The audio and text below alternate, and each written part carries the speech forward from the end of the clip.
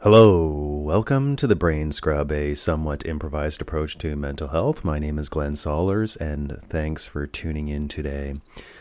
This week, I've been reminded of several things, and I want to share them with you today. And the first thing has to do with what I believe that many of us have lost connection in our life or are pushing away connection with other people because we may have grown up feeling that there's nobody there for us and we have to be independent, take care of ourselves. We internalize things.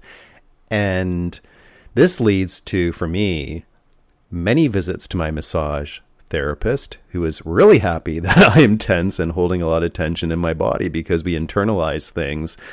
And that builds up.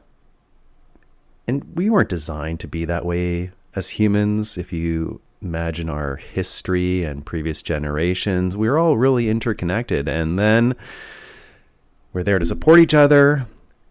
But what do we do sometimes is we move away from our families. We disconnect with people. We feel inadequate or we don't fit in. So we create our own lives. And then that history repeats itself. And then we wonder why some of us might suffer from anxiety, depression, anger, negativity. And I see this all around us. I see people that will disconnect from others rather than resolving the conflict, or they'll hang on to their history. And this is natural and normal. We're programmed that way. And blame it on that and say, well, this is the way I am, and this is how I've always done it, and I'm going to continue to do it this way, regardless of the impact it has. Folks, we can create a new future. We can stop this insanity that sometimes we're involved in. And I've bared witness to this with my previous marriage. I've seen a lot of people booted out of my life because they didn't fit what my ex-wife's expectation was or her needs. And it was not about problem solving. It was about reacting through dismissing others and getting rid of others because you don't fit into my life. And I understand why she did what she did, but that has obviously impacted me negatively because I don't have a relationship with my son. I was booted out of their life. And history will repeat itself there. We don't have to do this. We can actually refocus and think about, what do I want to create, not what have I been living, and to make a deliberate shift. And folks, we are all human. We're all here to support each other. And if we can build this community and this mindset of others are here to help me. I'm telling you, I love giving advice. And when I run my workshops, others love giving advice. People want other people to be happy, yet we push them away and try to internalize it and figure things out versus having that support network. And then we lose relationships. We may lose ourselves. Why not reunite? Why not rebuild? Why not resolve? Why not figure things out together so that we can grow up in harmony with other people? Consider those family relations that you have had in the past, and maybe they're gone right now because you've decided, you know what? My history, they didn't treat me well. I'm not going to talk to them, and that's fine. But what's the consequence? And how is it impacting people in your life that maybe you live with? Are they learning to do that as well? And what's going to be the consequence of that? Make a choice to rebuild. Of course, you have to also look at the different relationships. Maybe it doesn't make any sense to rebuild. But in many cases, maybe it does. And maybe we just all need to let go. And I love the deer in our neighborhood here. And I wish humans sometimes were like this. A deer will walk into our garden and I will chase it out because it's eating plants that it's not supposed to eat. And I chase it. It then looks at me with this deer in a headlight look. We look at each other. It then shakes its body, fluffing it all off, and walks away. We can't do that. Like these broken relationships, it does have an impact, and you may not feel it now, but you might feel it later on because it does impact our core emotions. To do all that, we have to be willing to let go of our beliefs that we have about certain people. We may believe they are a certain way, and I would say for the most of us, we are doing the best we can. We think the way we think for a reason. It's not like we're trying to break up relationships. There are core needs we're all trying to meet in conversations. I have needs of recognition, and when I converse with people, those needs come up in my dialogue. I want you to recognize me. Other people have different needs. Am I worthy? Am I good enough? I am smart. And we're out to prove something in a lot of conversations. And those core needs really impact, again, a lot of us in terms of how we show up and how other people receive us. So if we're trying to rebuild a connection with somebody, it's important to consider that, and you have core needs yourself, to put those core needs aside and realize that we all operate from this and welcome other people in. And I had an opportunity to do that yesterday. And it was so lovely to reconnect with a couple that I haven't seen in a long time and to have more of a heart connection with them and look at them through a different lens. Sometimes we have these fixated ways of seeing people and the world, and until we're willing to clean that lens up or change the lens of how we see them and ourselves with them, you're just going to dirty things up. It's just not going to be clear. Things are not going to move forward. This takes work, everybody. This does take work. And I want to share a bit about a book that I read, and it's called It's Not Always Depression by Hilary Jacobs Hendel. Fantastic theory about linking the body to core emotions and reconnecting to your authentic self. And part of the work I do with clients is around this, is reconnecting with others through an authentic way by understanding our core needs and how we show up so that I can feel wholehearted when I'm with you, that I can be who I am, that I feel comfortable in my own skin, and I'm not trying to be somebody that I'm not. The book has an incredible approach around this, but it's around self-reflection and the importance of recognizing our emotions and being mindful that many of us have suppressed our emotions. We don't know how to deal with our emotions. We don't have access to those emotions. And in order to be with somebody, we have to be present with them, and we have to be out of our head, essentially, not overthinking things, and dropping into our heart. Because when we're in our head, we're trying to think about things. We're trying to resolve things. We're trying to fix. We're trying to survive. We're trying to make sense of the world. Where if we get into our heart, we don't have to do that. We can just be present in a conversation. And this book has a really amazing approach around it. It is called the Change Triangle. And the Change Triangle states that on one corner, we have certain defenses that we put up with others, or we have certain ways of being with others so that we can feel valued, that we belong, but it also can protect different things that we're hiding. And there's some common defenses. Like for me, I have a defense mechanism of I have to try harder and be perfect. I have to get along with other people. I need to please other people. Those are my defenses. And there's a range of defenses out here. But like what I realized the other day was I have a way of being And I built this defense in my life that I need to try harder. And I'll show you how hard I try. I'm going to try harder and harder and harder. It's all up to me. I'll try. And wow, that doesn't work. It did. It did years ago. And it's not working now. Like, wow, it doesn't keep me present because I'm always like, well, this is not good enough. I have to try harder. There's something I'm not doing right. And I realized I have to let that go. Like, wow, you know what? It's okay to try. That good, but not to a point of exhaustion where where nothing, like the present's not good enough. Because if I always need to try harder, then I can't be satisfied with the present. It just keeps on going and going and going, trying harder and harder and harder. It's all up to me. And that's a defense mechanism. I'm doing that to hide something else. And I'm doing that to hide the shame I feel about myself in terms of who I am, because I was told when I was younger that, Glenn, you need to try harder. You're not applying yourself. Apparently, I didn't want to do much work around our farm.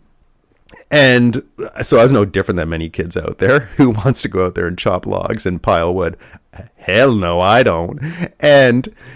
But I was lazy. I was considered lazy. You need to try harder. And then I started stepping into that. I need to try harder. I need to try harder. I need to try harder. And oh my gosh, it just kept on piling up and up and up. And then what we do sometimes, and this is part of this history thing as well, that we may think a certain way of ourselves. Like we have to be independent, work through our own problems. We can't rely on anybody else. I've always done that. And then we live into our history. And it doesn't get us anywhere other than more stress, more negativity, anxiety, you name it. So I realized I have to just stop and just be who I am and know that I am amazing as I am. I have nothing to prove. And create a vision about where do I want to go. Like I want to be calm, relaxed, connected. That's my goal in life. And I'm getting there. It's taken me some time.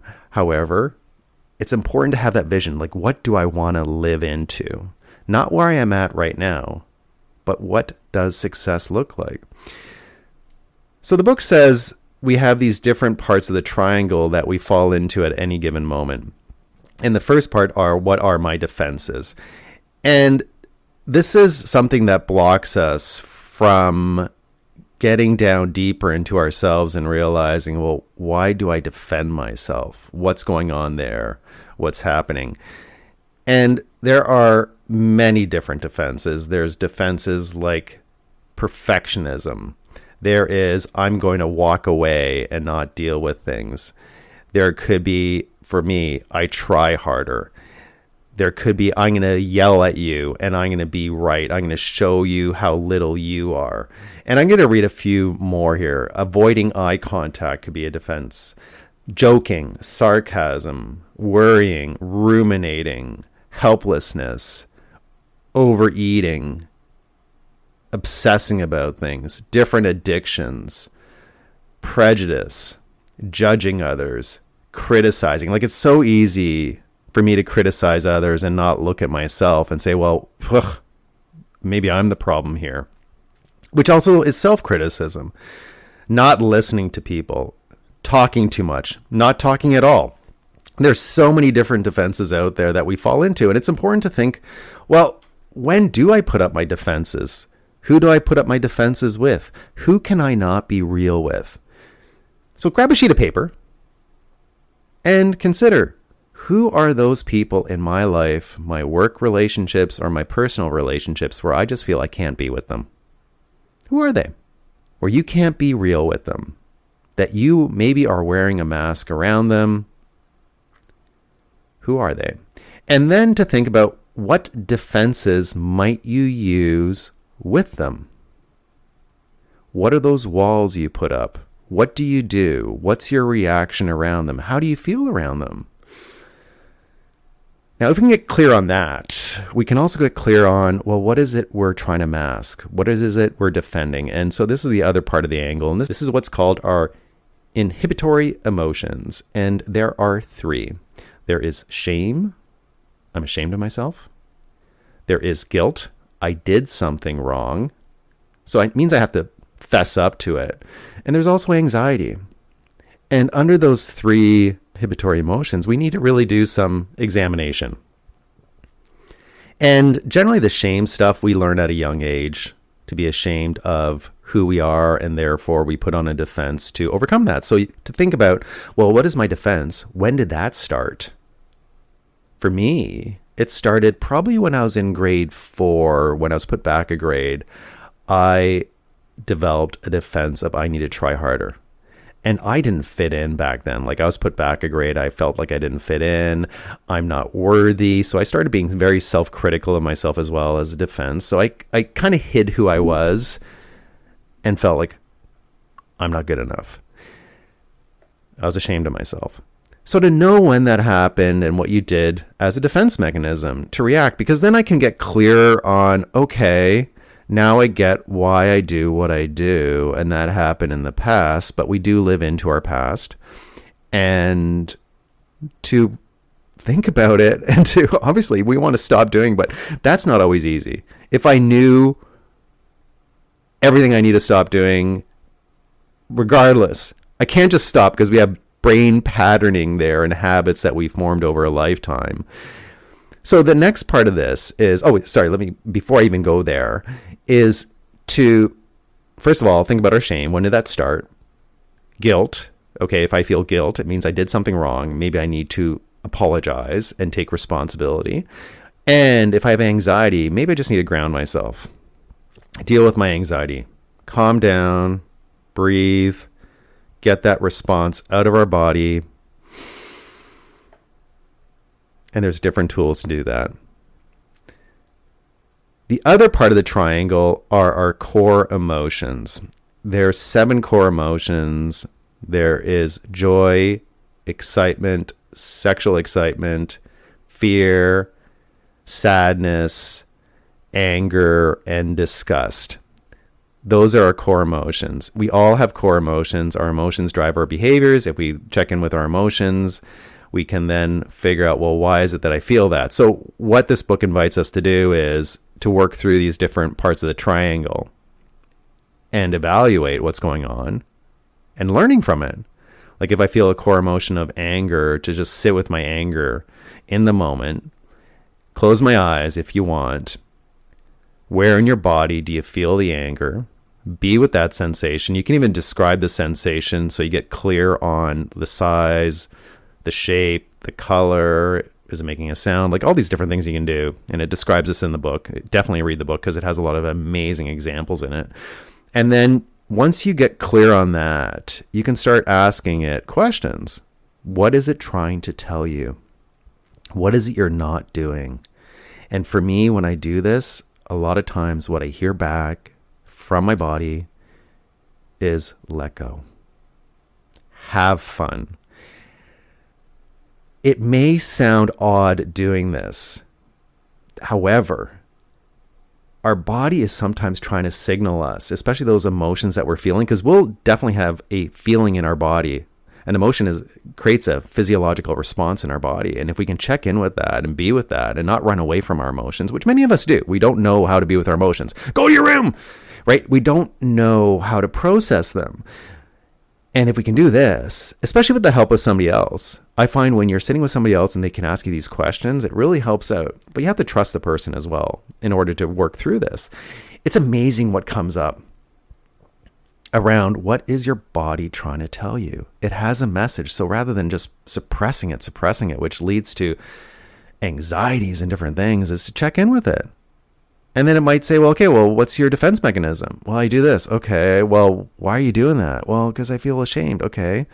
And once you can understand this change triangle, you can actually start realizing that a lot of this is just a story you have in your head that you've created for ages about who you are and how to see the world, which allows me to put things aside and then connect with people in an open-hearted way. And the book describes open-heartedness as calm, care, curious, connected, compassionate, confident, courageous, clear. Imagine if you could have that type of presence with everybody in your life. It takes you, first of all, to get to that place and to process through these things. Because otherwise, if you don't work through this change triangle, people will see you're not being authentic because they know you. And we can't hide ourselves and what we're thinking. It shows up in our verbal and nonverbal cues. But if we can get calm and really analyze, what are my defenses? What are my inhibitory emotions here? What are my core emotions that I'm feeling? If we can connect those and work through those, we will likely get to a place where we feel we can actually connect with others from a real place, which means inward self-reflection versus they're doing it to me. Folks, we live in a very divided world, and the way I see it, it's just getting more and more divided. We're seeing more and more people as the enemy. They don't think the way I think. They're this way. We are living in a world where we're labeling people and we're dehumanizing so many of us, yet we all want to live an incredible life. We all want to be happy and loved. And the one thing I can control is me. There is so much we are missing out on by not living in community, not building connections of love and respect. And the last number of years, we've seen a lot of division, a lot of polarization, us versus them. It doesn't have to be this way. It doesn't have to be this way. Folks, thanks for listening.